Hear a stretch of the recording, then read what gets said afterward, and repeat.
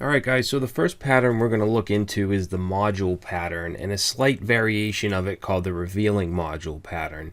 Now I do want to mention that ES6 or ES 2015 introduced actual modules in JavaScript, meaning that we can use separate files to export modules, which are just custom pieces of code, and import them into a new file. However, this is still not supported in browsers. You'll have to use a compiler like Babel along with a module loader like Webpack for that to work, and we will be getting into that later.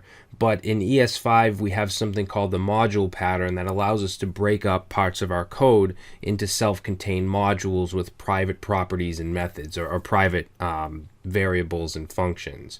So this is actually my favorite pattern, and we're going to build a 12 video calorie counter application with it in the next section. So let's take a look at how the module pattern works, as well as the revealing module pattern.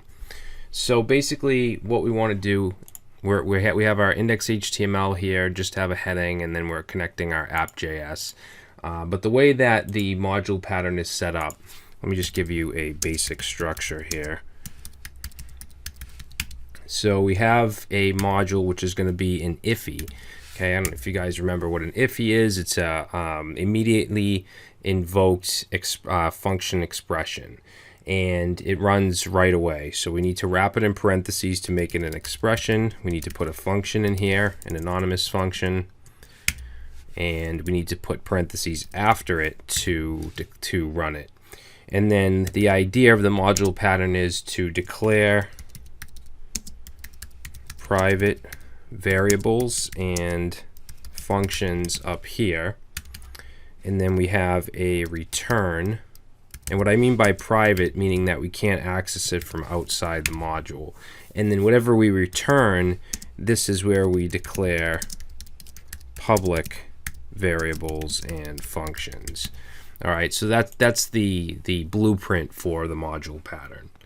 Now we're going to have a pretty large project. It's going to be a calorie tracker using the module pattern, where we're going to have an item controller. Okay, each module will be its own controller. We'll have an item controller that'll take care of the meal items that we add. We'll have a UI controller that will take care of anything to do with the UI, so clicks and form submissions, rendering stuff in the UI. Anything to do with that will be in the UI controller. We'll have a storage controller that will persist things to local storage, and then we'll have a main app controller where everything will kind of meet, and we'll call an initializer. All right, so what I'm going to do here is comment this out, and let's create a module called UI controller. So UI CTRL, and we're going to set that to a module. So this will be an IFI. And like I said, anything we declare up here is going to be private. So I'm going to create a variable called text, and I'm going to set that to the text of hello world. And then all I want to have here is a function that's going to change this heading right here, this h1, to whatever is in this text. So let's go ahead and create a variable. So this will be a function expression. We'll create a variable called change text, and we'll set it to a function. And let's say const element, and let's grab that h1. So document dot, let's do query selector, and we'll just grab it by the tag, so h1. And then we're going to say element dot text content and set that to text. Okay, so we can access any value, any variables we put up here, we can access from within this function. Now both of these are private. We can't access these from outside of this module, of the UI controller module. Let me just put a comment here. I'm saying that this is the standard module pattern, and what we want to do is return something from this module. Okay, so what we return is going to be public, which is stuff that we can access from outside. So I'm going to have a function called call change text and set that to a function,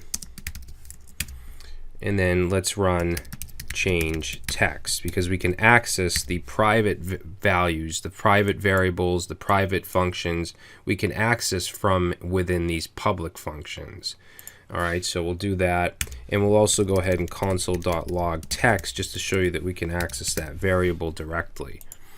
Okay, so now outside of the module, which would be down here, we can say UI controller dot call change text. All right, so we'll go ahead and save, and you can see that it actually changes to hello world. It also logs hello world, which is coming from right here. Now, if I were to try to console log, actually I'll just do it over here in Chrome. If I were to take the UI controller, and you'll see I can do call change text, which we just did. I can't, however, do change text. If I do that, it's going to say change text is not a function, because I can't access this private function from outside. All right, and we get the same error if I tried it over here. In fact, I'll do that. So I'll say UI controller dot change text,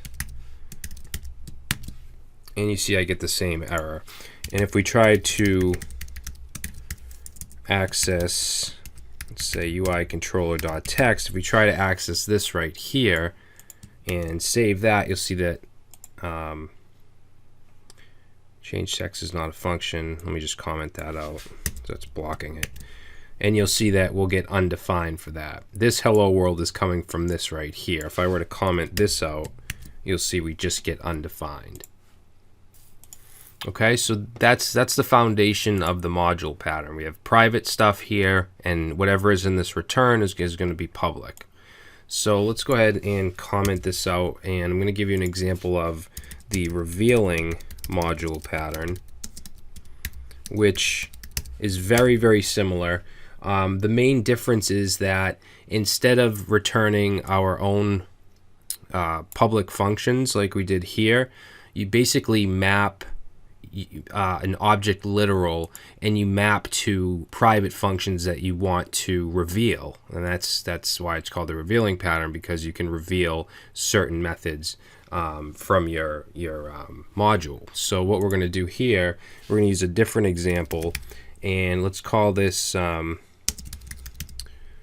the item controller. So this will be like a data-based controller, and we'll set that to a module, which is just an IFI, so a function that invokes automatically. And let's say let data, and we're going to set that to an empty array. So this can be thought of as our state. All right, and then we'll create private methods here like add. So we'll say add, and that'll take in an item, and then we'll just take that data array and we'll push onto it that item, and then we'll simply just do a console.log, and we'll say item added. All right, now a lot of times you might see an underscore with variables like this, because this is a private variable. If you remember back in, I think it was section 2, when we talked about conventions for naming variables, I told you that you can do this, it's allowed, but you should only do it if it's a private variable, and you're only going to deal with private variables in more advanced stuff like this, like using different patterns. So that's where you might see that. I don't do that. I don't use the underscore, but you might see that in other people's code, or you may want to use it yourself. So let's also create a function called get, and for get, it's going to take in an ID. Okay, so it'll take an item ID, and then I'm going to return the data, and I'm just going to use the find method here, and then pass in a value. Actually, we'll say item, and let's set that to an arrow function, and then we'll return, let's say return item dot ID if it's equal to the ID that's passed in. All right, so those are add and get, and right now these are completely private. So if we go down here and we say return. And what we're going to return is an object literal here with add, let's say add, and set that to add, and then say get and set that to get, making those, basically revealing these methods. So then we can go down here and we can say item controller dot add, and then let's pass in here an object with an ID. We'll just say ID1 and name John, and save that, and we get item added. All right, and we could even go in here now and say item controller, and we could do get, and let's get the item with the ID of 1, and it gives us John. Okay, and we can do the same thing over here. So we'll say item dot get the ID of 1. Actually, we'll need to console dot log that.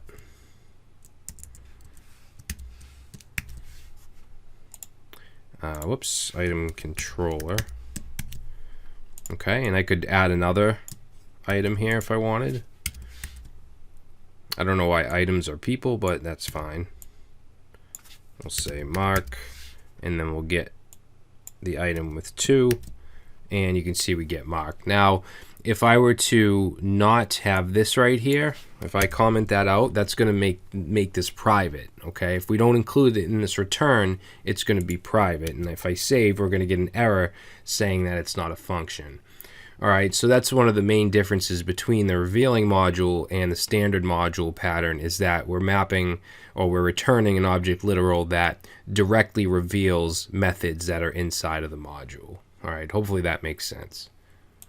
Now, this looks cleaner, the revealing module pattern. It does look cleaner, but this allows you to do more, because you can, you can call change text, but you can do other stuff as well, like console log something, without having to include it in your actual private method. So, I mean, it's all up to you what you want to use, and it depends on what you're building as well. So, it's all up to you. My job is to just introduce you to these patterns and these ways of doing things, and then you make your choice on what you want to do.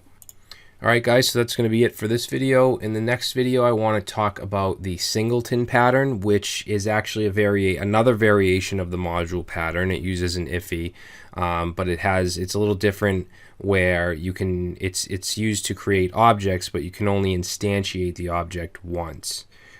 So we'll get into that next.